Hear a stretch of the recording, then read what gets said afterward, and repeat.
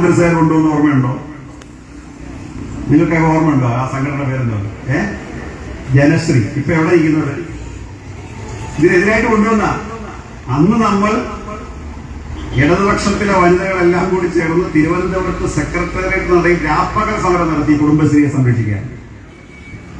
30,000 കോടി ടേൺ ഓവറും 8,000 കോടി ലാഭമുള്ള ഒരു സംവിധാനമായിട്ട് കുടുംബശ്രീ മാറി.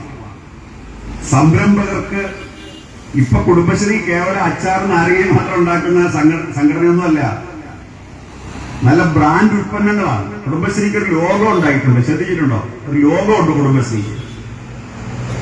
നല്ല ഒന്നാന്തര ഉൽപ്പന്നം. ഇപ്പൊ കുടുംബശ്രീയുടെ ഉൽപ്പന്നമാണോ? അപ്പൊ ഞങ്ങൾ എല്ലാ വർഷവും ജില്ലാ പഞ്ചായത്ത് ആശ്രമം മൈതാനി വിപണന മേള സംഘടിപ്പിക്കും. ഈ സമൃദ്ധി എന്ന് പറഞ്ഞ മേള സംഘടിപ്പിക്കും ജില്ലാ പഞ്ചായത്ത്. ആ സമൃദ്ധിയിൽ പുറത്തുനിന്ന് വരുന്ന ആളുകൾ ആദ്യം തിരക്കുന്നത് കുടുംബശ്രീ ഉൽപ്പന്നങ്ങൾ ഉണ്ടോ എന്നുള്ളതാണ്. അതൊരു ഗ്യാരണ്ടിയാണ് കുടുംബശ്രീ ഉൽപ്പന്നം. ഒരു കുടുംബശ്രീ സഹോദരിയും തെറ്റായ സാധനം ഉപയോഗിച്ചൊരു ഉൽപ്പന്നം ഉണ്ടാക്കത്തില്ല. പാമോയിൽ ഉപയോഗിച്ചാണ് ചിപ്സ് ഉണ്ടാക്കുന്നതെങ്കിൽ ഇത് പാമോയിലകത്തതാണ്, ഇത് വെളിച്ചെണ്ണയ്ക്കകത്തതാണ് എന്ന് പറഞ്ഞുകൊണ്ടാണ് കൊടുക്കുന്നത്. കാരണം പാമോയിലിനകത്ത് ഉണ്ടാക്കിയാൽ ദിവസങ്ങളോളം ഇരിക്കും, കേടാവത്തില്ല, പെട്ടെന്ന് കനിക്കില്ല. വെളിച്ചെണ്ണയ്ക്കകത്ത് ഉണ്ടാക്കിയാലോ പെട്ടെന്ന് ചീത്തയാവും. അതുകൊണ്ട് വെളിച്ചെണ്ണ കുറച്ച്, ഏറ്റവും നല്ല സാധനങ്ങളൊക്കെ പെട്ടെന്ന് ചീത്തയാവും, ഒരുപാട് കാലം നിൽക്കില്ല. ഭാവത്തിൻ പരകോടിയിൽ സ്വയം അഭാവത്തിൻ ഭാവം വരാമെന്നാണ് മഹാരാഷ്ട്രം. എന്നിട്ട് രാവിലെ ഉദിച്ചുയരുന്ന സൂര്യൻ ഉച്ചയാകുമ്പോൾ എന്ത് സംഭവിക്കും? പതുക്കെ താഴോട്ട് പോകും, ദീർഘകാലം നിലനിൽക്കില്ല. അതുപോലെ പാല് പെട്ടെന്ന് ചീത്തയാവും.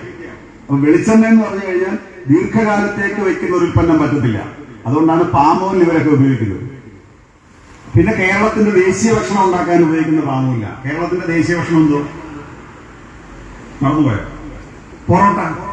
കഴിഞ്ഞ ആഴ്ച വരെ പൊറോട്ടയാണ്, ഈ വർഷ കുഴിമന്തിയാണ്. ഈ ആഴ്ചയിലത് കുഴിമന്തിയായിട്ട് പ്രഖ്യാപിച്ചിട്ടുണ്ട്. പൊറോട്ടയ്ക്കെതിരായിട്ട് ഞാൻ സംസാരിച്ചാൽ മിക്കവാറും 2 വോട്ട് പോകും. അതുകൊണ്ട് പൊറോട്ടയ്ക്കെതിരായിട്ട് പറയുന്നില്ല. പൊറോട്ട എന്താണെന്നുള്ളത് പറഞ്ഞു കഴിഞ്ഞാൽ മിക്കവാറും അത് ഈ ചടയമംഗല ഇലക്കോട് ഭാഗത്തുള്ള ആളുകൾ ഉണ്ടാക്കുന്ന പൊറോട്ടയ്ക്ക് കുഴപ്പമൊന്നുമില്ല. വേറെ ചില സ്ഥലത്തുള്ള പൊറോട്ടയുടെ കാര്യം ഞാൻ പറഞ്ഞു തന്നു. അതുകൊണ്ട് അത് വേറെ വിട്ട്.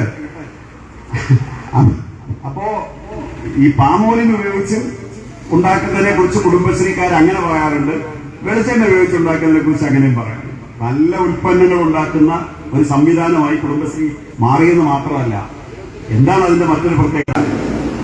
10ാം ക്ലാസ് തുല്യതാ പരീക്ഷ കഴിഞ്ഞപ്പോൾ സ്ഥിതി അറിയാവോ? 4,000 പേർ KSEBയിൽ മസ്ദൂർമാരായി മാറി. 10ാം ക്ലാസ് തുല്യതാ പരീക്ഷ ജയിച്ച പുരുഷന്മാരെ KSEBയിലെ മസ്ദൂർമാരായി, പോസ്റ്റ് കുടിച്ചിടുന്ന ജോലിയിലേക്ക് അവരെ എടുത്തു. താൽക്കാലികമായിട്ട് ആദ്യം എടുത്ത് പിന്നെ അവർ സ്ഥിരമായി. 4,000 പേർ ആളുകളാണ്.